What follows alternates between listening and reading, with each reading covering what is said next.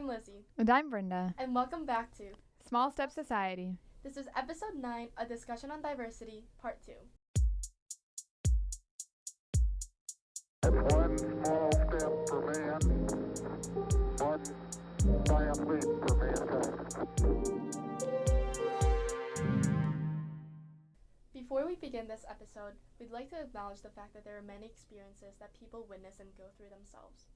Our panel today is such a small subset of a larger, more diverse communities that make up the human population.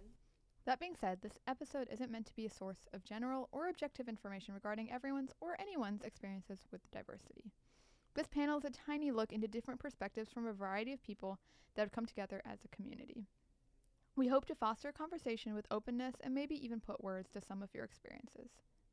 Keeping that in mind, please listen with an open mind and an open heart. On to the episode. Hi guys. Hello. This episode is a continuation of last week's episode, so there may be some overlap or experiences that we covered in one episode that won't be covered in the other.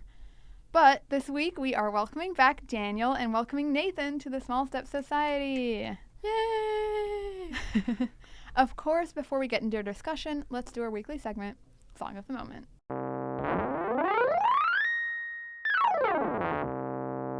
Hi guys, I'm still Daniel, still myself. I am a senior here at Michigan. I'm a double major in French and political science with a minor in art history. And my song of the moment, because I conveniently just forgot, is This Must Be the Place by the Talking Heads. Oh, never heard it. Oh, it's so good. We'll play it on our way back home. True. Okay, Nathan. Hi, I'm Nathan. I am a sophomore at the University of Michigan, and I am doing a dual degree between business and math, and my song of the moment is Comfortably Numb by Pink Floyd. Good song. My song of the moment this week is very on brand. It's from another musical called Guys and Dolls, and it's called Adelaide's Lament, and we just went and watched it, and it was very good. It was so good. Yeah. What's your song of the moment? My song of the moment is Read My Mind by The Killers. Nice. Thanks, I agree. Alrighty. So, just to refresh our listeners' minds, should we go around and Say, like, what we define our race and ethnicity as, or what we identify with. yeah, go ahead, Brenda. I'm Indian American, born and raised in Texas, grew up there my entire life. That's what raised in Texas means. Yeah, second generation. My parents immigrated here from India. That was my point. Yes, I'm Korean American. I'm 1.5 gen. So one of my parents moved when they were younger. And then I was born in Korea. I grew up there for a while, and then I moved in middle school. Now I'm here. I'm Jewish American still. My family came a few generations ago. I'm born and raised in San Francisco, California. Love the Bay. And yeah. Nathan? I identify as a lot of things, but mainly I was born in China. So I was born in China. I was raised in Holland, and then I was raised in Germany, and now here I am. So I don't really have a cultural identity per se. Mm-hmm. And how long were you in Germany? 9 years in Germany and 1 year in Holland. Wow. Yeah, so I guess for some background, Nathan, you and I were just having a really interesting conversation about culture the other day, about having to constantly worry about fitting in and changing your display of culture. And I thought, like, the points that we were making just in our conversation were really interesting. So I think I just want to, like, dive into that because Sounds I was good. like, that'd be great to have you on the podcast. So, What was this conversation about?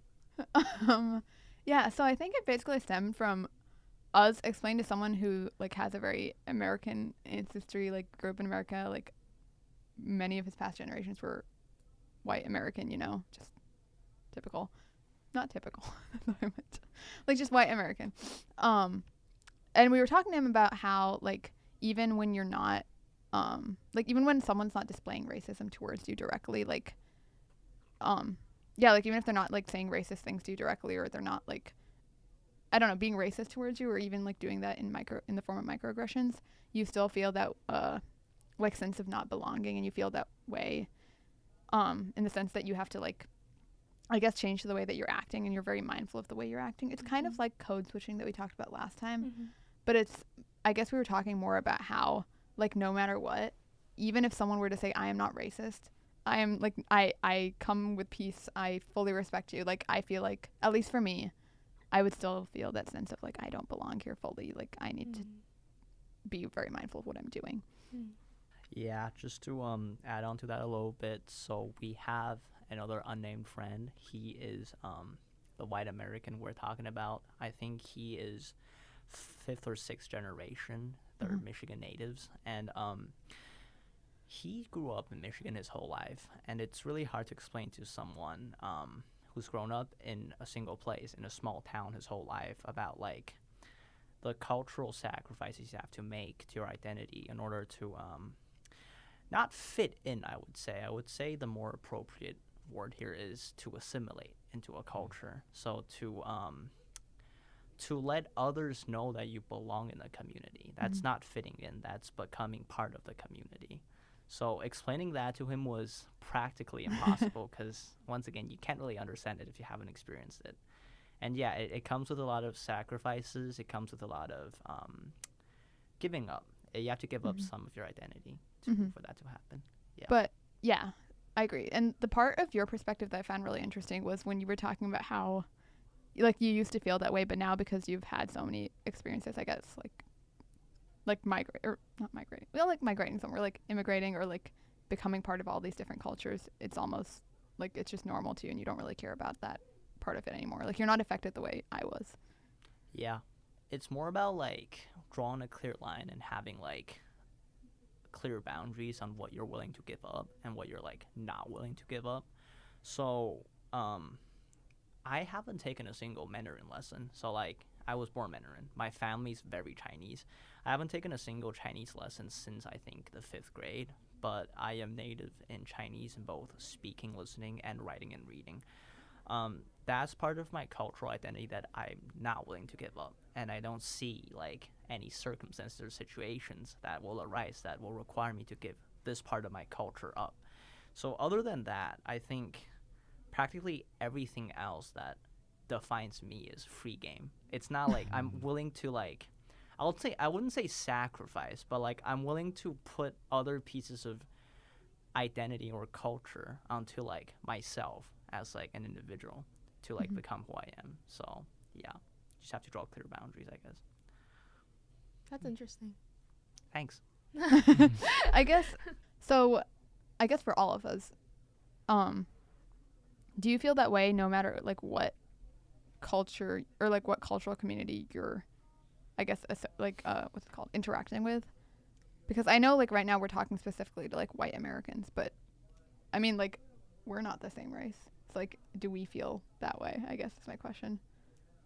Or here also.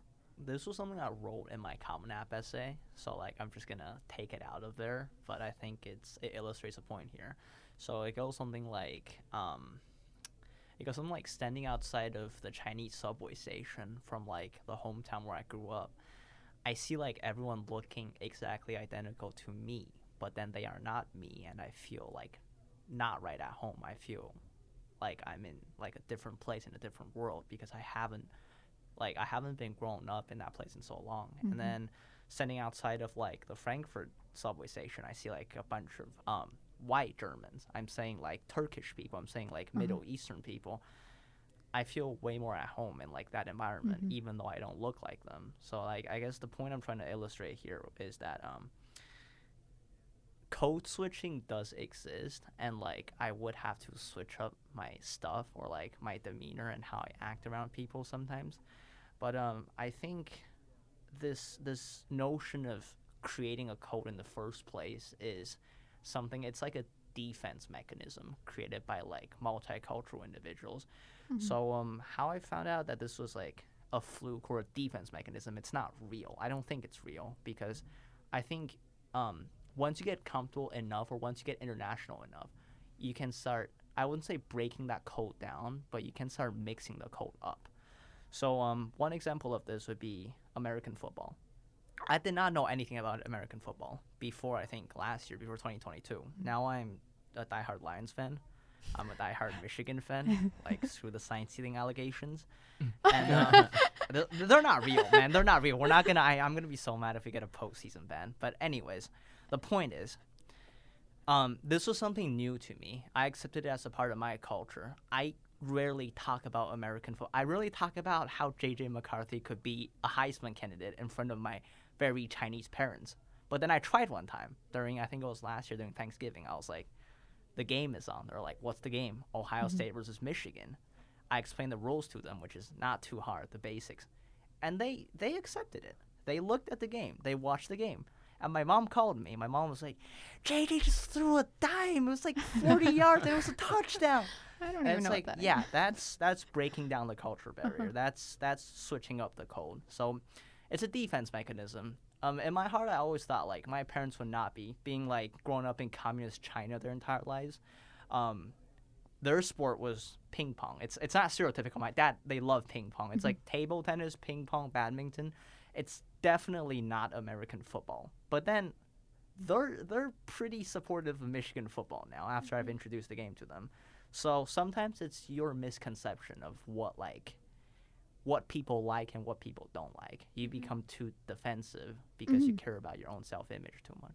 So that's just But then something. that brings up the question, how do you know when to care and when you shouldn't care? So see, I stopped caring like about a couple of years ago because I no longer care like in this regard what people think about me, like cultural wise, like who I am, what I identify as, because once again, freshman year of college, the most common icebreaker was, where are you from? And then I'd say, when I get bored, I'd say German, and then I pull out my state ID. When I'm not bored, I say Chinese, and then like I say everything in between. So it's definitely like I stopped caring a long time ago, and I like to answer your question, it would be something like, I don't think that I would care at all, like if I sorry, let me restate this. I don't think I would care if or I don't think I would worry about like breaking down the cultural barrier and like when to do that. I do that all the time now. So I think that's a better statement. Okay. Just to get my thoughts together. Were you gonna say something, Daniel? Oh no, I just think to what Vrinda's question was earlier, I think it's also fascinating because that cultural barrier is like a lot of it is on you, but I think some of it is also the people you're around and how much they put it or see it on you. So it's like going to New York City as a Jewish person. A lot of my friends would be like, oh, you must feel so much more comfortable here. And it's like, well, why do you think that? And it's because there's some stereotypical looking Jewish people, who are way more Jewish than I am. So that's a moment where it's like, for myself, I wouldn't think of it until somebody reinforces it to you.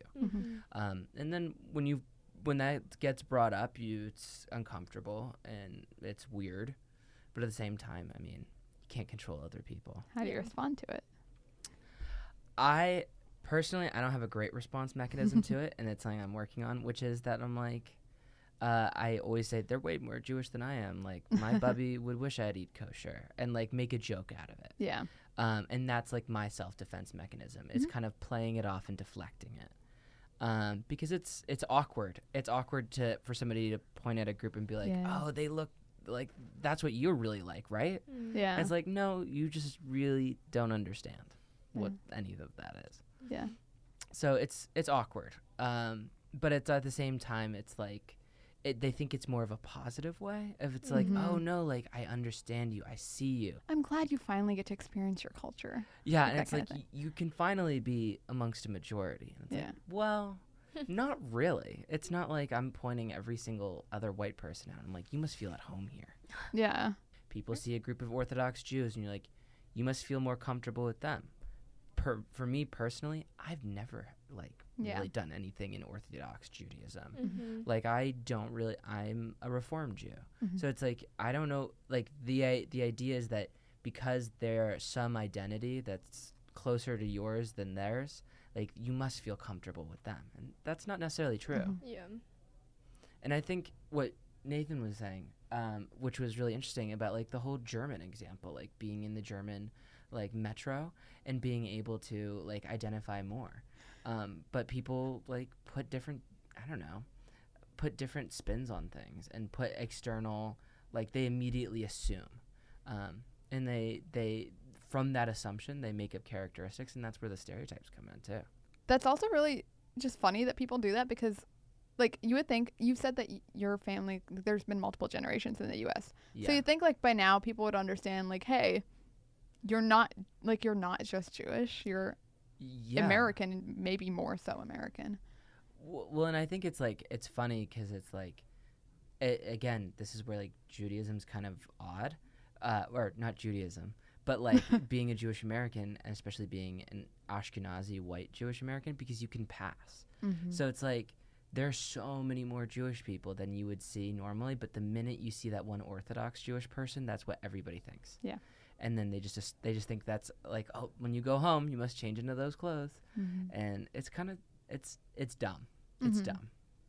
Well, it brings up the point of, you know how last time we kind of talked about how like we mask that part of the culture until we like feel comfortable enough to like share that. And okay, we talked about last time. We also talked about how like we shouldn't feel responsible to like share that culture. Yeah. But it's kind of the thing where like, do you feel bad that you are hiding it because you're like giving into that thing where you're like, people will only see Orthodox Jews as being Jewish, and then like you're seen as even less Jewish until like that's brought up. I feel that way all the time. Mhm. Well, because it's like, I feel like at least how I grew up, I've been told like you should be proud of who you are, Mhm. and like you should show who you are, and like by showing who you are, you kind of make yourself more visible, and other people like you visible to the world. Mhm. But at the same time, like that's really scary. Visibility brings a lot of Yeah. problems. I mean, I'm going to this event later tonight for other Jewish students, and like when I would tell other Jewish students, they'd be like, is it going to be safe? Mhm. Mm. Because it's weird, you know? It's like you don't, by being so visible about it, you also put yourself up to being vulnerable. Mm-hmm. Mhm.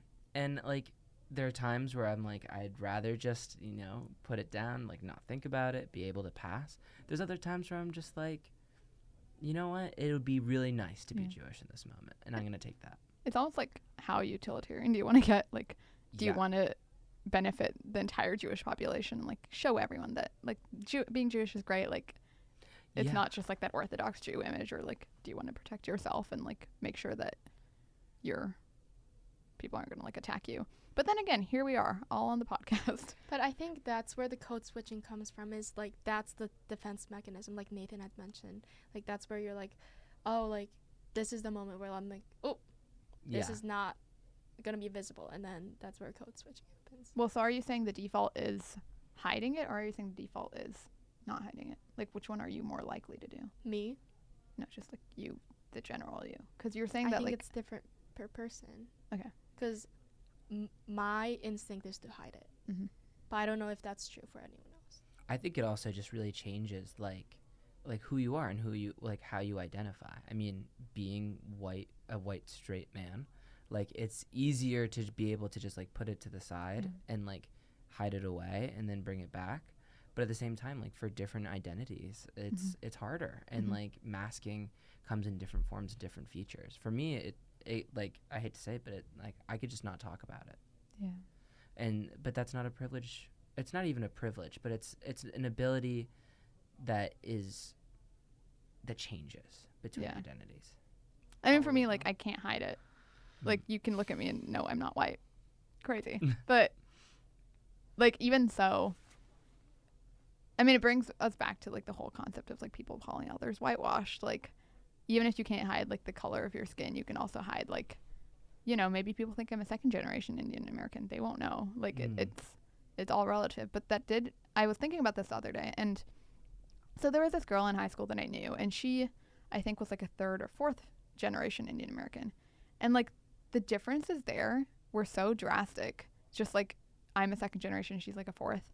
It was crazy like how much more of like quote unquote American culture she had picked up.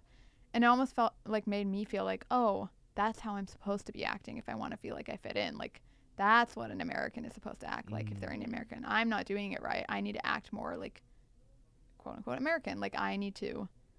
And like it was funny because she spoke the language. Like she speaks Indian language. I don't speak any Indian languages. But yet like I felt like she was more American. And it was just like, why do I feel that way? And like, why do I feel that I need to act like her? Why can't I be my own version of Indian American? Well, I think it's also interesting, like, how it changes between, like, what do you define as American? Like, what does that look to you? What is, and like, how do you go about, I guess, whitewashing yourself? Yeah. And it's like, by looking at other people within your community and like how they do it, it can be a guide, but it can also feel more restrictive. That it's like, this is somebody that's already, like, somebody's already done this. I can't do that. My parents had the opportunity to immigrate to the States when I was in 5th grade, so that was an EB-5 immigrant. It was just, you pay money, you can come. They ended up not doing it not because of financial reasons, but because of, I'm not going to say names or anything, but I don't know anyone that fits what I'm about to say or like describe. But there are like non-Caucasian Americans out there that are 2nd, 3rd, or 4th. It's not 1st generation non-Caucasian Americans who self-identifies as just an American, however you want to describe the term American, but they do not identify with whatever their ethnicity is. So like, let's just say an Asian American, but 3rd generation, let's just say his grandparents moved to the States in the 50s. He feels lost because I know many of my Asian American friends feel that way because you're given 2 options mainly. You either fit in with other Asian Americans, so it's like this group of, I wouldn't want to say survivors, but they're lost. So like a group of like, not victims. Victims not a good word, but probably survivors. I would say like a group of fellow survivors, fellow individuals who also feel lost. So like, this is other 2nd generation Asian Americans. Or you fit in, or you just suck it up and then you try to assimilate into the white community, the Caucasian, the mainstream community. But then this brings another point into the conversation, which is, what is a Caucasian American, if we really think about it? So, Wait, real quick. Are you talking about Caucasian, like meaning like the actual ethnic term, or like ethnic term, Caucasian. Okay. So let's define the term Caucasian American, or my understanding of the term Caucasian American. So one of my friends, he is half Jewish, but he is also half, I don't know where, but he says Polish. So let's just say he's half Polish and half Jewish. He acts stereotypical. He acts as a stereotypical, whatever you want to define as, the Midwestern white teenager, however you want to, likes football, is in 3 fantasy leagues, plays baseball. You get the point. But nobody's questioning whether this individual is celebrating Passover, or, he does, but celebrating Passover, celebrating Jewish ideals. Nobody goes up to him and asks inappropriate questions like, hey, are you circumcised? Nobody does that. The point I'm trying to get across here is, just because he is ethnically Caucasian, nobody will ask him these type of questions that makes him feel potentially uncomfortable. Now, this varies by individual. So like Rinda said, she feels like pressured when other people ask her about her race and identity. So like when people go, I don't know, about like the Indian holidays, or do you speak the language, or which part of India are you from? So she would feel pressured. It's just, it varies by individual. I don't feel pressured, but that's not a good reason to say that it doesn't matter for Caucasian Americans. Well, I'm not American, but I wouldn't feel pressured, but I know that most people that aren't white per se, like non-Caucasian Americans around me, would feel pressured if they were asked like certain, if their identity would be put under scrutiny. So like looked upon, because the sad reality is they don't have any culture. They don't have any identity. They don't know who they are. In reality, I don't know who I am as an individual. If you ask me who I am, okay, I was born in Beijing, but am I really from Beijing? No. I don't know what the trendiest Beijing stuff is. Am I German? Probably not. Why? I don't look German. I'm not blonde. I don't have blue eyes. Moreover, I don't really speak the language there. I don't like their food at all. Their food really sucks. Am I American? Well, I do speak the language. I could lie and say that I'm Asian American, but I'm not. I don't really hang out, or I don't really fit into the Asian American society. So what am I? Am I an outcast? Am I an alien? Well, over the years, I think I've become more and more comfortable with like my identity of non-belonging as like who I am. I have a question for you, Nathan. Do you think the status of not belonging is itself like you have a group of other people who, albeit a much smaller Yeah, group? I completely understand what you're saying. Yes, I don't identify with those people for just personal reasons. There's nothing wrong with like being in that certain community or society or that certain group. So my solution was I sucked it up, which I guess it hurt at first. It's like sacrificing part of your identity to like just fit in or assimilate it into the not ideal, that's a really wrong word, the Caucasian community. The quote unquote And ideal, like it's the ideal quote for unquote like people what who come here. society thinks at this given moment.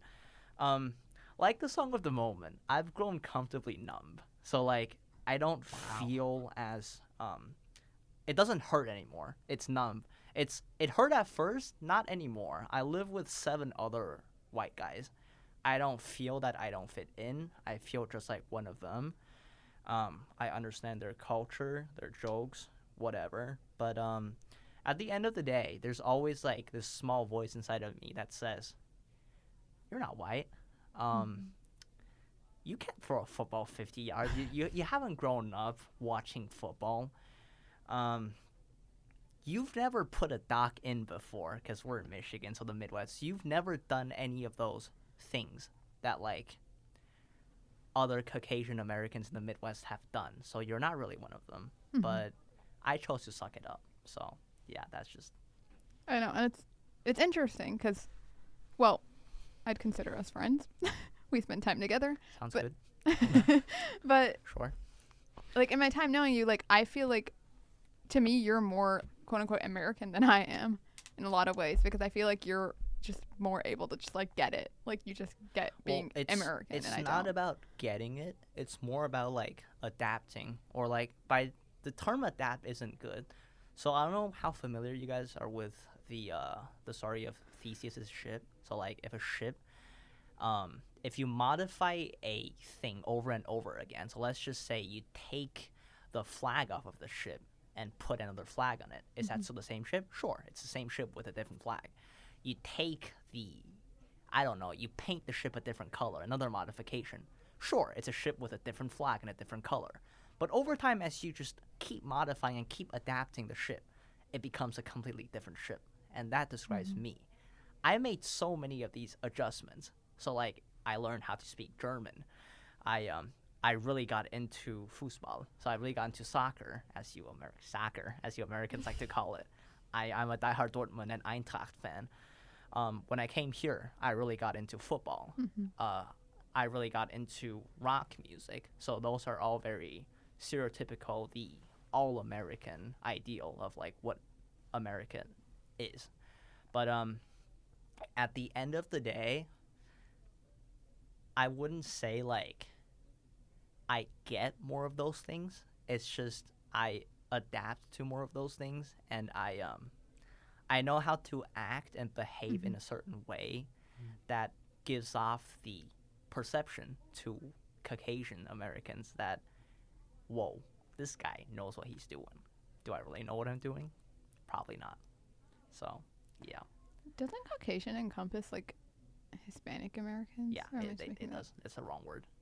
White. White's probably the Okay. more Caucasian's the ethnic group. Okay, White's yeah, the skin that's, color. that's why I asked that before. But yeah, to that point, well, that's what I was saying. Like, I guess not get it, but like it's weird because I feel like I admire your ability to adapt to situations and like just be able to like adapt to all these cultural situations and like seem like you really like fit in. I don't know. I know you're gonna get annoyed with my use of the word fit in, but like you know what I mean. Like, and then I feel weird about that. Well, it's like how much time. So, one downside of that is I have no integrity, and by integrity I mean, so like I'm willing to. I wouldn't say waste, but I did waste a lot of time last year, first semester, just learning the in and outs of football. I didn't know what a cornerback was. I didn't know what the secondary was. I didn't know how football worked. 4th and 17. What the hell does that mean? Why are we just not happy about 4th and 17? Those are two numbers with a conjunctive in the middle. Oh my I knew nothing about that. At first, I didn't find it to be interesting. I had to force myself to like look over like what football is. I had to force myself to remember every single player on the Michigan roster right now. I don't remember all of them, but This like is crazy to probably me because 70. I didn't even know this. I know. I had to force myself. It's like force feeding. I didn't like it at first, but then in the end, I ended up liking it. Well, which is Do you? lucky for me. Yes, I do enjoy. Like football. actually? I do actually Okay. enjoy football now. But then I can give you another case where I didn't enjoy it. Mhm. That was soccer. I still hate soccer. I don't know What? why people obsess over kicking the ball for 90 minutes straight. That's really no media timeouts and there's no downs. What the hell is that? Why would you want media timeouts? I don't know. So the players get their rest. But the point is, I forced myself to like learn every single team name in the German football league. And so like that was not a fun time because Mönchengladbach to a 8th grader is not the most. It's not the nicest name to pronounce. All the way before I came to the States as an international student, I had to act in a way that like pertained to the behavior and demeanor of the German community, the white German community, about like how much they loved soccer, and I had to go like, yeah, soccer, oh yeah, and it's not a fun time, so it's not always fun. But then again, I don't have integrity because I value social acceptance way more than my own enjoyment as an individual. So that's just who I am. I've come to terms with it. I don't think there's necessarily a right or wrong with pleasing others, being a people pleaser, or being a individual with value. So like Rinda, you probably have way more value than I do, or like self-integrity, I guess, from my point of view. Me personally, I don't care about my personal enjoyment. As long as I gain some form of social acceptance, that's enough for me. Okay. Like being 1.5 gen, I don't know what to say when they're like, where are you from? Right? Because high school and junior high, I'm from West Michigan. But like middle school, like I learned Korean first. And if you told me like in 5th grade, you're like, where are you from? Then I'd say, oh, Korea. Right? But at some point, I like switched to saying like West Michigan. Mhm. But this year, I feel like, I don't know, when I say that, like it's true, but also like I'm leaving a part of me behind and not like I'm like omitting something about myself, right? Mhm. So this year when I had to introduce myself or something, I was like, oh, I'm from Seoul and West Michigan, Mhm. because like it's true, you know what I Mhm. mean? But also I think it started because there's the whole thing where like when someone asks, where are you from, it's racist, Mhm. right? That's like that's the idea, like especially if you aren't white American. So I wonder just about myself, like that's when I was like, oh, when they say it, they mean it in a mean way, and like I should not reply in a way they want to hear it, you know what I mean? Mhm. But I don't really know. I don't really. No, that makes a lot of sense. Yeah. That very relatable. Yeah. Mhm. And then another thing is that like I used to love this band in like K-pop, right? Until middle school. I like went to their concert and like I really did adore them, but I feel like at some point K-pop was like frowned upon for a little bit, and then I just kind of like Mhm. retracted, and that's when I started listening to pop. That's when I started listening to Ed Sheeran, Taylor Swift, and look at me, I only listen to them now. Yeah, Isn't that that is crazy. so wild? Yeah. Makes me a little sad. No, like It's- Sorry, go ahead. I remember when you told me about that. Yeah. I was like that was just so mind blowing to me, because like I didn't even consider the fact that you like listen to Korean music just Mhm. because like it's Sure. just not a part of what you do anymore. Yeah. But it's almost like, but I get that, because it's like the same thing. Like I've never watched a Bollywood movie in my life, and like it's one of those things that I'm like kind of proud of. I don't know why. Like it's almost just like, well, first of all, it's a fun fact, I guess. I don't really know, but like more than that, I like feel like I'm not just like giving into like what an Indian person should be like what the typical Indian does. Like they watch Bollywood movies, they listen to Bollywood music or like Indian music, But then at the end of the day, it's like that is still part of my culture, and like I can precisely tell you that it's very relatable when you have the feeling of pride when you say you haven't watched a single Bollywood movie. So, in case it's not obvious to you all, the state of the world right now, or has been for the past 200 years, or 400 years even, is Caucasians dominate the world. Wait. First world countries are defined as the West. wait, Nathan, white or Caucasian? White. Because Um, she's Caucasian. White. Oh, Sorry. yeah, I am White is Caucasian. what I She's mean. I Caucasian. know forgot I about use these that. words. My apologies. White. For Have you like been- the past 400, so like Have you every time you've said Caucasian, have you meant white? When you no, said for the ethnically first Caucasian. ethnically Caucasian, I mean ethnically European. So from the Caucasus Caucasus. Mountains. Yes. Okay. That's what I meant. That was Caucasian, but this time I mean white. Okay. Because, Okay. so this leaves an ingrained sense. This more or less for this is a fact that I'm speaking, or self-perceived fact. Source, trust me, bro. But this is something like I think is applicable to all non-white individuals. It's that everyone born in this current reality that's not white has this ingrained sense of inferiority, whether you like it or not, whether you want to admit it or not. Like, you can say that, no, I don't, I love my culture, but at the end of the day, you know that for the past 400 or 500 years, white people have been dominating the world, and it's not a good thing or a bad thing. They have made a lot of contributions.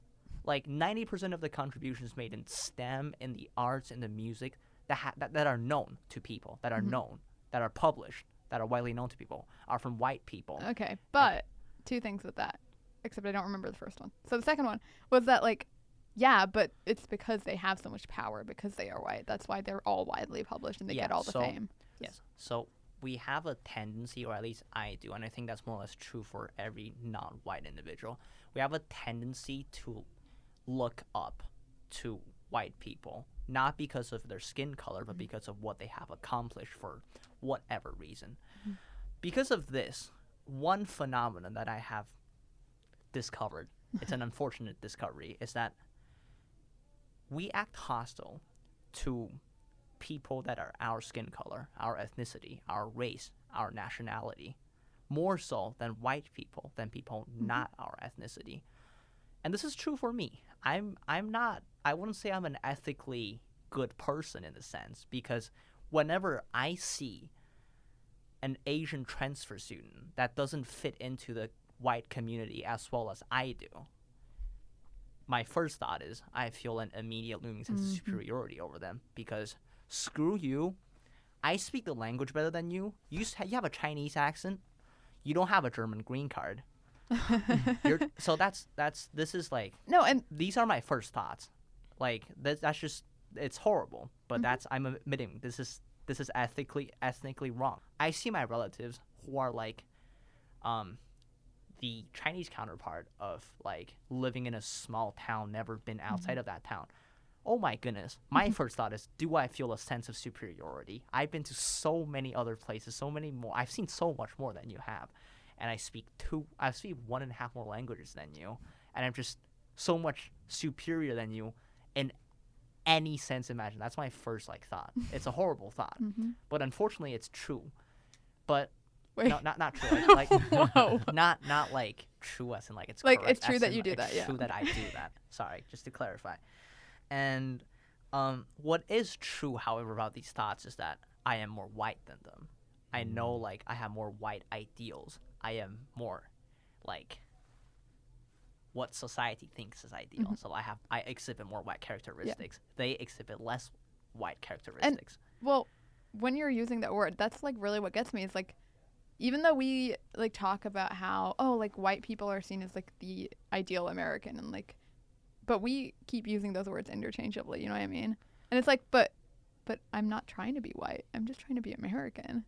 And like, what's Yeah. the difference? Where does it end? What like how much of whiteness is embedded in being American? And like, can you ever be truly American without, like, I guess being quote unquote whitewashed? So I think this is something that's worthwhile to talk about, which is why we're on the podcast, obviously. But unfortunately, this isn't something that talking on a podcast or even making a conscious effort to change for the better will solve. This is simply something that takes time. You need time.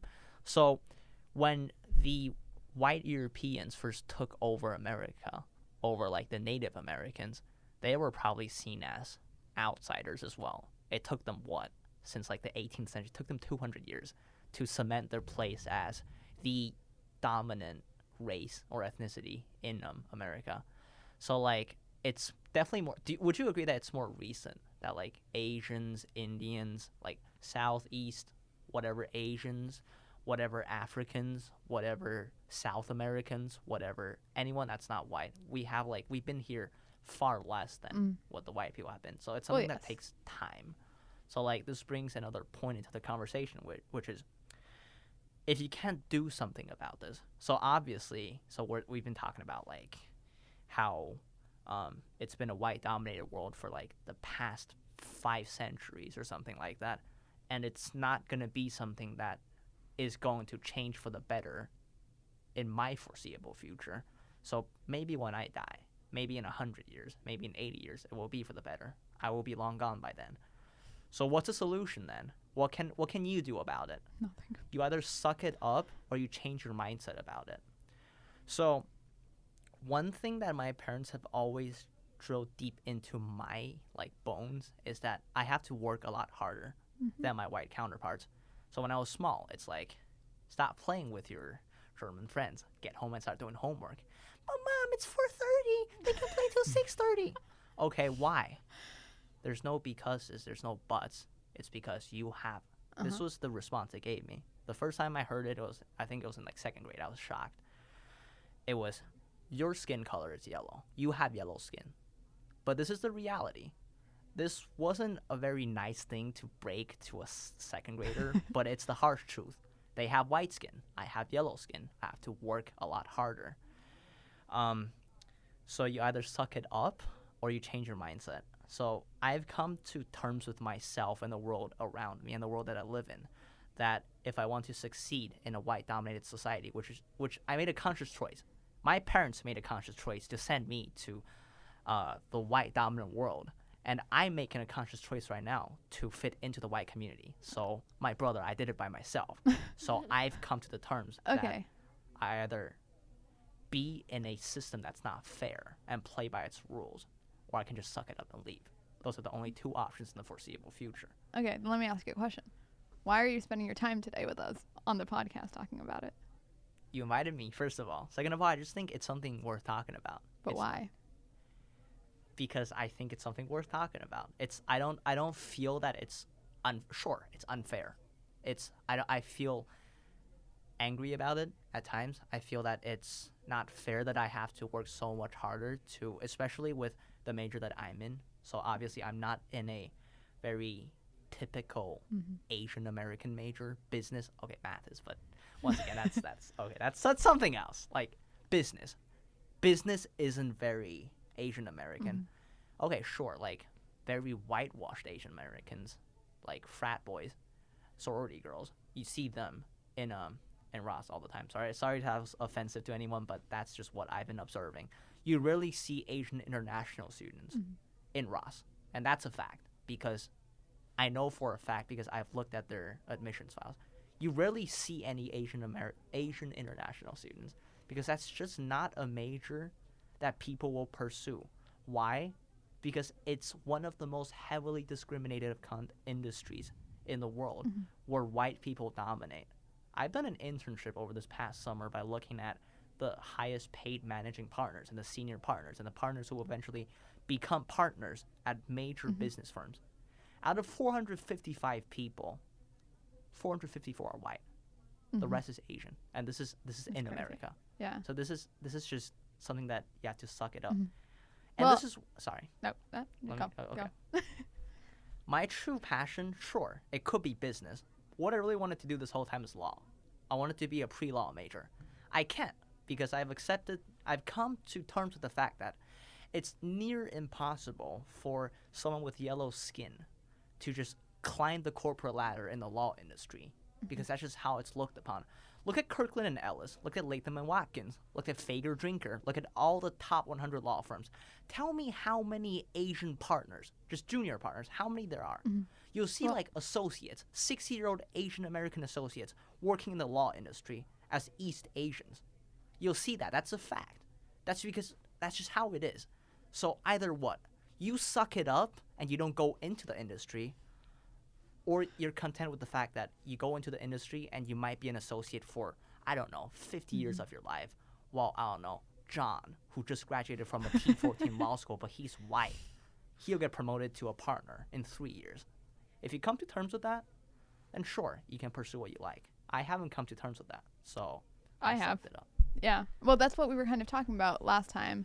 And it brings, okay. Well, first of all, what you were saying reminded me of like the whole concept of brain drain, where it's like people from all these countries like India, China, whatever. I mean, like most of the ones that are, I guess, stereotypically like going into like math or science or like medicine, whatever. It's the concept of brain drain where like all those people, you only come to the U.S. if you're trying to pursue those things because the U.S. needs those minds. And like it's basically the brain drain refers to like the brain, like the intelligence being taken away from like China and India and all these like big Asian countries. And I think it usually refers to Asian countries. It's a complicated topic. Yeah. In terms of China, at least, it's a political question. We're not going to get political here, but it's a communist thing. But anyways, keep Yeah, and I mean, I guess what I'm saying is like what I've been taught in the Western education system. So maybe I'm not even. I'm probably misrepresenting I it. agree with that. Yeah. Yeah, but my point is, because of that, like, even though like we might want to pursue something else, like we're not here for that. Like the U.S. like isn't like. This is really like making this sound more simpler than it is, but like the U.S. didn't take our, I guess in my case, like my parents in to like do psychology or like do something that's maybe seen as like not as hard of a science or not like mathematics or not computer science. Yep. And because of that, like no matter what, like you feel like you still need to give into the stereotypes because that's why you're here. I think being Jewish, I mean, there's a lot of contexts where, like, even in the United States, where it's like you feel, just at least outside of the norm. I think I used to feel inferior in the way that I just felt different, and then I'd always have to like feel like I'd explain that difference, or I wouldn't get certain references, or like I didn't have the, like if we're talking about like the stereotypical Midwestern, slightly conservative white upbringing, the going to church on Sundays, you know, and like that was just different and different values, but at the same time, I think it was never more of a, I think kind of what Nathan was talking about and like how you make it your own. Like growing up, I realized like that was a celebration, because I was like, I'm proud to be who I am, in difference to that, and that like I'm not just your garden variety like Christian dude, you know, like I have something different about myself. But I think it really depends, because at the same time, like I have the privilege where I can pass, and like it doesn't really limit me. And like there are some contexts where being Jewish is like not helpful, and like there's some contexts where like I don't talk about it. I just, in all honesty, I deleted it from one of my graduate school applications for like applying abroad, because it's not something that like if I identify with, that will be a positive. So it depends. I mean, there's times where it's like it'd be so nice to be like that, just to be like, yeah, I'm gonna go slam some beers and go to church, you know. But at the same time, it's like growing up, I realized like I found myself in a community of others that not everybody has access to. Not in a like exclusionary way, but it's like I get to interact with other Jewish Americans in a way being like a lot more like intimate, you know. I get to hang out and share connections that not necessarily everybody would have, and that's something I feel like I can celebrate after quite a while. Yeah. On the topic of celebrations, I don't really know if this relates at all, but it does remind me of something that like I don't know, I feel like I've had a lot of conversations about recently. I guess as the Christmas season comes closer, like that is something that I don't know has always been like a really weird, like it's been a very like weighty issue in my mind. Just like related to me, and I don't know if a lot of Indian Americans feel this way. Maybe it's just like the way I grew up, and like I don't know how I perceive what other people do. But I've always felt like a little weird about how like Christmas is imposed upon people. The way you made a facial expression, I feel like you understand what I'm talking about. Well, it's just like the amount of times I've been, and like to me, I don't know. I don't want to. I always get worried that I'll just be perceived as another Jewish person that just complains about things, because there's a lot of us. And again, joking is a little stereotypical thing, but it's just like somebody will say Merry Christmas to you, or just like, well, what are you doing for Christmas? And it's like, well, I'm not doing anything actually. And it's just like weird. And then people made it into like such a like, no, it's happy holidays. And then it's like, I appreciate it, but at the same time, it feels a little like saviorism. Yeah. It's like, thank you. Yeah. Like, we don't need to have the red and green cups at Starbucks anymore. We're beyond that. And it's like, not really. And I think I talked about this last time. Like when I was in Catholic school, like I was the one that had to like show everybody to how to do like Hanukkah and like light the candles, say the prayers. I didn't really know the prayers. It's like it's just like a weird position where in the holidays you can get away from it a little less. Yeah. And so I agree with everything you said, but like so my experience has been, well, first of all, I feel like I don't hear a lot of Indian Americans say that. Like I know you just said like I don't want to be like the Jewish person that complains a lot, but like for me it's like I feel like I've never heard any other Indian people talk about, like, I always feel like I'm seeing Indian people like just embrace Christmas, and I'm like, I don't want to do that. And I think it's partially just because of the way I grew up, like where I was raised to like be very this is gonna sound bad, not like anti-Christian, but like to like make sure that I stay strong to like my Indian culture ideals. And I guess part of that is rejecting like these more like religiously embedded American traditions, and one of them being Christmas. Like that's the big one. And so Sorry, go ahead. I wanted to ask you a question after. Okay. Sorry. This might get a little into like how our Christmas went last year. So I don't know if these might be new revelations to you, but I'm ready. Okay. Last year, like I wasn't planning on celebrating Christmas. Like that's just not something I've done. And like, especially back home, I think I talked about it a little, like a lot of my friends back home, like we don't really celebrate Christmas. Like it's not part of our culture. So I didn't really have to deal with this. But then coming here, like, you know, there's a lot of white Americans here, especially compared to where I grew up. There are. And because of that, like Christmas is just a huge thing. And so it was almost like a given that like we would celebrate Christmas and it would be a huge thing and we'd like do all the gifts and everything, which I didn't. So like I wasn't prepared for Christmas, did not buy any gifts because I was like, I don't need to. Like that's not part of my that's not part of my culture. It doesn't come natural to me. I'm not going to do it. And then I remember like the day of, like our friend group, they were like, oh, we're exchanging Christmas gifts. And I was like, I don't have any gifts. Like I don't have anything. And so I went to Target, I got the gifts, and I was like, oh my gosh, I like really have to think about this. Like it's a huge deal. And so like I wrote a card to everyone, and then I come back and it was just like merely just like a gift exchange. Like we just give each other gifts and that was it. And I was like, huh? Like I didn't know anything about Christmas traditions, but moreover, like I felt almost like wronged. Like I was like, well, first of all, why do I have to do this like holiday I didn't want to participate in? And like, why am I having to give gifts to people? And like, also I feel so embarrassed because like I didn't do it properly. And it was like this thing where I was like, I tried so hard to fit in. Like I did the Christmas gifts, I did everything, and I still feel like I don't belong, and I don't understand Christmas. I just don't get it. But then like this year, I remember telling you, like, I was like, Lizzie, like I have to admit something. I really do enjoy the Christmas season. But it was like, I felt wrong saying that too, because I was like, I shouldn't. I spent my whole life saying I don't enjoy Christmas. Why? What is happening now? I like really don't remember how I like phrased things or whatever, but I knew you didn't celebrate Christmas, right? Because you're like, I don't celebrate Christmas. Because Christmas is a huge thing for me. Like I love Christmas. And like I apologize if you felt like you had to do gift exchanges. But in my mind I was like, oh, like Brenda doesn't have to give us gifts. Like I just wanted to give you a gift because we give gifts to like everyone. You know what I mean? Well, that's it. So that's the other thing. So there was this like family friend that we had like growing up. She was white and Christmas was a huge part of her culture. And so every year for Christmas, like she was very accepting of Indian culture. Like she like had gone to temples, like she enjoyed like Indian food, all of that.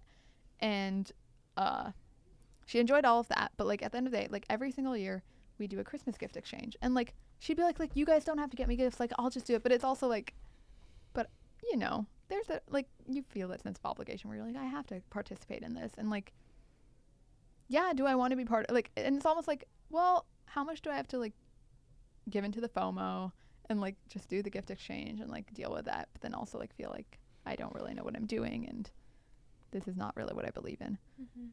I think like this was less of a problem definitely 150 years ago because you would not see like people around you because globalization wasn't really a thing 150 years ago. So now with like the increasing rates of like globalization, you just see people like these cultural dilemmas they arise. So I just thought of something with like in terms of like other cultures and the traditions and whatnot of like other cultures like Christmas, as what Daniel said about them not celebrating Christmas as like a tradition. So it's like I think we need to redefine what culture means, to be honest. So this is not just something out of my head. This was actually a Ross lesson I had the other day. We talked about this for a while. It's like people try and find methods and techniques to fit in or not fit in or compromise or whatever with other people's cultures. And in this context, culture just means traditions from a certain ethnic group, nationality, or race. But if we look into the broader scope of what culture means, and like I would not say dismiss or disregard what like Christmas is to Christians or what Hanukkah is to Jewish people, but if we just put less emphasis on it when we interact with people of other cultural identities and engage or talk about cultures that are more accessible to people of like all identities, such as an example that I have is guitar. So like I am a member of the electric guitar. I would say that's a culture. So like to me I define culture as just a set of tradition or set of things that people do. And as long as you have a community that does this thing, then it's a culture. So the guitar culture is a culture for me. So wherever I go, I can find a group of people. I go, do you play guitar? They go, yeah, I play guitar. They go, do you like Jimi Hendrix? Oh, hey, I like Jimi Hendrix. And then we become friends. And you don't have to talk necessarily about like what this thing is. So anyways, I'm rambling on, but my point that I'm trying to make here is that instead of trying to find ways to compromise, negotiate, or fit in or not fit in or reject or accept, instead of trying to find ways around like other people's culture, maybe we can just place less emphasis on like culture as a topic. So like some sort of, I wouldn't say negligence, but to place the focus when you interact with people from other identities, other societies, into something that's more accessible to everyone, something that like everyone has access to, rather than focusing on something that's specific to a single culture. That's at least my understanding, or like my thought. That was very insightful. That's yeah. I mean, also growing up, we celebrated Christmas. We weren't even Christian. Interesting. Starting from like 2 years old. When I was 2, we started Is Christmas celebrating a Christmas. big thing in China? But it's like every other holiday. So like, there are lots of things in China that are, I would say, big things. Halloween's a pretty big thing in China. So I don't know. That's not a Chinese thing. Yeah, I don't even think about that. Christmas is a pretty big thing. So how people in China think about it, or we're pretty homogenous, so that really helps with like the cultural thing. But we celebrate stuff from other countries or races or ethnicities. So we take Halloween as our own. We take the Christmas holidays as our own, and then which is why it's really cool to stay in China in the winters, because you get 2 breaks. You get a winter break for Christmas, and then you get a February winter break again for Lunar New Year, Oh, wow. which is pretty damn cool. But I wouldn't say more accepting of other cultures. We've come to adapt, or like rather our government has decided, okay, we like Christmas now. So everybody, so like 1.4 billion people just suddenly started celebrating Christmas. and now it's just a thing.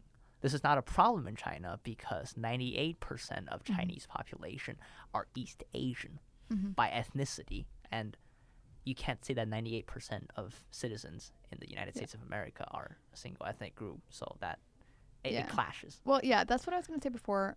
I still don't really know if it relates to what you were saying, but like like even in America, like Christmas isn't a Christian thing. Like No, it's not. it's like a lot of atheist people celebrate it, like a lot of agnostic people celebrate it, a lot of non-Christian, some kind of religion people celebrate it. You know, I meet Indian people all the time that celebrate it, and it's normal to them, and it's like, I don't know, I just can't fully accept that. This might come off as super offensive, but I mean this in the most non-offensive way possible.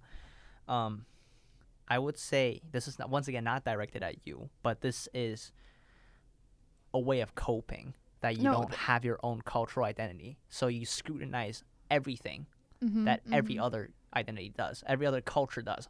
Oh my God, they're celebrating Christmas. No, but like, I don't feel comfortable because I was raised in an Indian environment. no, but you know what's crazy is that you say it's not directed at me, but I feel like it is, and I fully like appreciate that because like all my life I feel like I've tried to explain to so many people that I just don't feel like I have culture. But like you're the first person that's actually just understood that. It's a way to crazy. negotiate that you don't like. It's a way to cope. Yeah. That like you don't have culture, so you have to scrutinize other people's culture, which makes you feel better about it. Yeah, and it's like I feel really conscious. Like I have to make conscious decisions about it because I'm like, I need to like be the perfect balance of what Indian culture and like what American culture is, and then like, but then I'm like I only want to have the good parts. And I feel like you can't really do that because no matter what, there's still going to be like It's sacrifices. just because that you make. don't have like a sense of like, I guess deep down I know that like, I know what the Chinese culture is because I've read a lot of great Chinese literature. I listened to a lot of Chinese music. I've watched Chinese films before. Everything I've seen, I've ate, I've touched, I've smelled, I've listened to. Like my senses, everything like. Everything that like I know has been at some point Chinese, so I don't feel the need to negotiate with another culture as to like why are they doing this, or is this really something that I want to force onto other people. I don't care if you force Christmas on me, or well, even it's the different thing because you've lived in so many cultures, and correct me if I'm wrong, but because you've lived in so many cultures, like you can almost layer them and then like just choose like which layer you're like putting on today and like which like mask. Oh yeah, you're for putting. sure. I also celebrate Sinterklaas. Do you know what Sinterklaas is? It's like pre-Christmas. It's a very northwestern Europe thing. I don't know, but I feel like a lot of Germany Americans does it. Holland does it. Liechtenstein does it. It's just Belgium. It's small. It's December the 5th. Sinterklaas. Lovely, but my point being, like, I feel like you can do that, but because I've never actually like had either of them fully, like. It is like I have to pick and choose. And I don't know because, well, not to direct it to you again, but like because you're kind of like the intermediate between like Nathan and I, like how our experience of like culture and all of that. Like, do you still feel like you fully, like at least regarding Korean culture, like do you feel like you fully know it? Oh, no, because I haven't gone back in so long. Like Nathan said, I don't know what the trendiest thing is. I like couldn't even tell you who the trendiest like K-pop group or song is. No, and you had said like when you go back to China, like you feel the sense of superiority because you're more white. I actually feel like if I went back to Korea right now, I would feel so much more inferior because I'm not fully like, I don't feel as comfortable in Korean as my relatives do in Korean, right? And like, where in Korea am I going to use my American culture if I'm visiting for 3 months? Korea is different because Korea is a democracy. It's this is a whole like this, Okay. this drags on forever. Yeah, but no, that I feel the same way when I go back to India. Like, do I love like going back and like seeing all the culture? Yes, but oh my gosh, I feel so inferior because I don't know, and it's like it's even worse because I don't understand it at all. So I don't really know where the cameras or our camera cut off because we had a little technical mishap, but I probably included some kind of clip where we saw Daniel leaving because he had somewhere to be. But we still have Nathan on the podcast, and so yeah. This is just if we had anything, if we want to continue the conversation and just have anything else, because I know Nathan's had some really good points throughout the episode, and it's been a great conversation thus far. So let's keep going. I think it's also the fact that over time, the more cultures you've been in, the more you realize that people are people. And I say this in a non-like utilitarian or a non-like pretentious way, in the sense that like people are really just people at the end of the day. So are my white roommates really all that different from me at their core? Are their like identities really that different? Like, do they not cry when they get hit by a car? Sorry, that's a curveball, but you Like get we're the all point. humans, yes. Do they not cry when like their girlfriend breaks up with them? Part of the reason why my time here at Michigan has been so great, because I picked the college randomly, just so you guys knew. It just colors looked cool. I did it. I just picked the college. Part of the reason why I enjoy Michigan so much is because of how authentic these, I don't want to say small town people, because that gives off a negative connotation, but suburban Michigan natives. So like how authentic these people are. So my roommates, they make what some might call inappropriate remarks about who I am all the time. But I know in the end that about 2 people that I live with will probably take a bullet for me at the end of the day. I know that they really care about me at the end of the day. And it all boils down to the fact that ultimately we're all humans. And we all feel the same about friendship. We all feel the same about like society in the end. So this is something that is way harder said than done. If you can realize, which this is going to take time, and I realize that not everyone has the current ability to do so. It might be like, I don't know, but if you can realize that everyone's human, we're the same species in the end, then it becomes a lot easier to establish a bond with people, to form like, yeah, that's just how I go about things at the end of the day. Yeah, and that's the connection that we all have. Like, we all look different, right? We all come from very different backgrounds, but we're all human, and like, Yeah. No. I mean, at the end of the day, we're all, I know you say this often, but like we're all at the University of Michigan. Like we, at the end of the day, we're all college students. We're all, what? we all made it to the best university in the world. I was going to say that. Go Blue! Go Blue! Anyways. You know what I mean? Like, Yeah, it's exactly. It's like, no matter, it wouldn't matter if like, I know like you guys probably, because everyone does this, when you go out of the exam room and debrief your exam answers with this random person. Doesn't matter if it's a he or she or they or them. It doesn't matter if they're black, white, like Asian. Doesn't matter if they identify as, I don't know. They can identify as a vacuum cleaner for all I care. But as long as they're a human being, you're gonna like spill all you're gonna go, dude, that exam was so freaking hard. I answered barely half of it.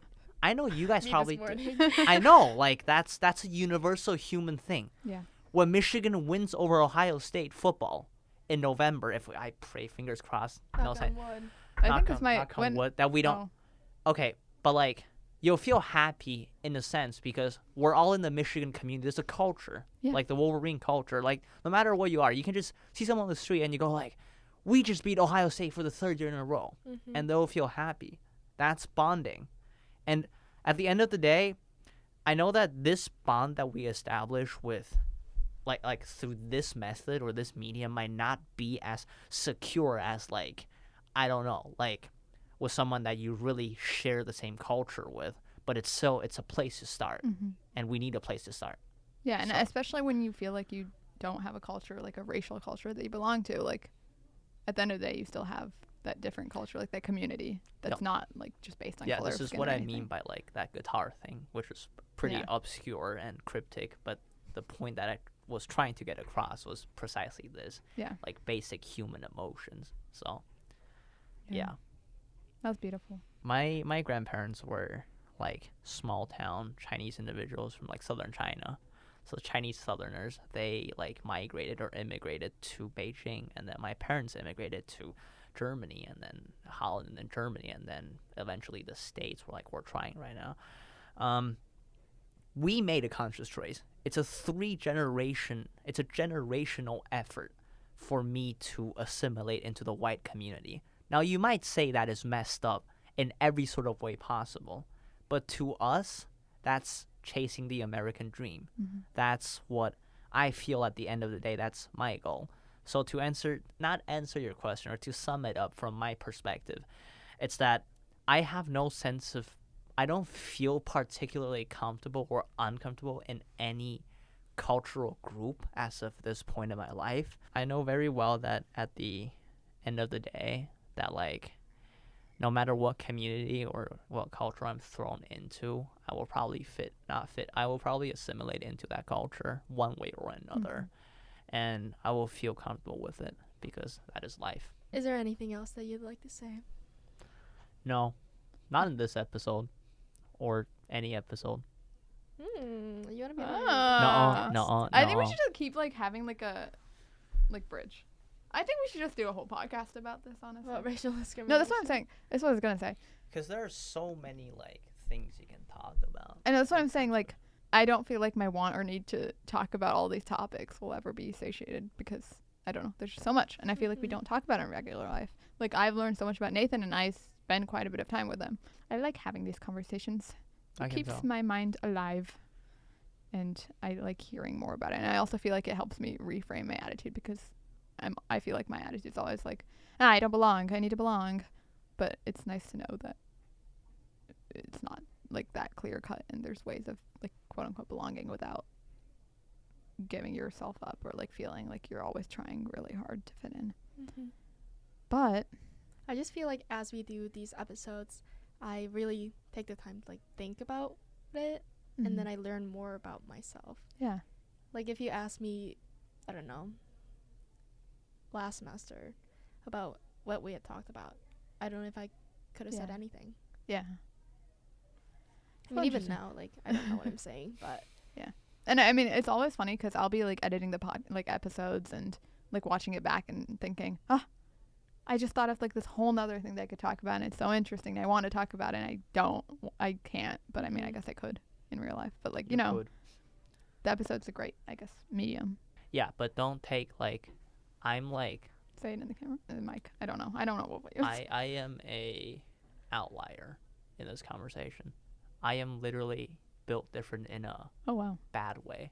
Like not bad way. I'm just built different in like a way, like compared to most I wouldn't say international, it's like multicultural individuals. Like you guys are both, but like I'm built I'm clearly like different from you guys. No, but I think that's great, and because that's like, you guys are way more like typical in terms of like what a multicultural individual should look like. I am the atypical. In fact, I have yet to find anyone that has the same set of values and beliefs in regards to this topic as me. Like, I know. Well, that's what I'm saying. Like, I don't think it's fair to define it as that, because I think what we've learned throughout this episode, if anything, is like race is also such a like, or your experiences with being multicultural and like not being white, and also just, I know, maybe being white, but like having all these different like races and cultures you have to deal with this, it's all a spectrum, and like all our experiences with it are completely different. And like, I don't think it's even fair to categorize like me as having a typical experience or Lizzie having a typical experience, because it's also, I mean, it's also like very dependent on like how our parents grew up and like their ideals and their ways of dealing with culture and their ways of assimilating. And I also think it's great that we had like Daniel, who has had many generations in America, and like me, who's had like, I'm a second generation American, you like 1.5, Nathan first. Like, I think it just brings so many different perspectives to the conversation, but it also brings like, it brings us ourselves like a new way of thinking about race that is so special and so, I think, valuable to how we go about our lives from this point onward. Anyway, thank you, Nathan, for coming on. Yes, thank you. And of course, thank you, Daniel. Thanks so for sad that he having had to me. leave. Yeah. Maybe we'll see you another time. I don't know. We'll see. Maybe. Who knows? Who knows where life will take us? But let me do my little promo. You can find us on Spotify, Apple Podcasts, Google Podcasts, anywhere you can find podcasts except where you can't. You can also see our faces on YouTube at Small Step Society, and find us on Instagram at Small Step Society Pod. Follow us, rate us, give us 5 stars, give us a like. I feel like I never say that. And give us feedback on what you think or the topics that we should talk about. And I'd love to see like in comments like any experiences that other people have had, or like how they can relate. And while this might be the end of the mini series, I mean, I'm sure at some point we'll want to talk about this again because there's always just so much. So episodes every Sunday, and with that, we will talk to you next Sunday. Yes, have a great small stepping week. True. Bye. Bye.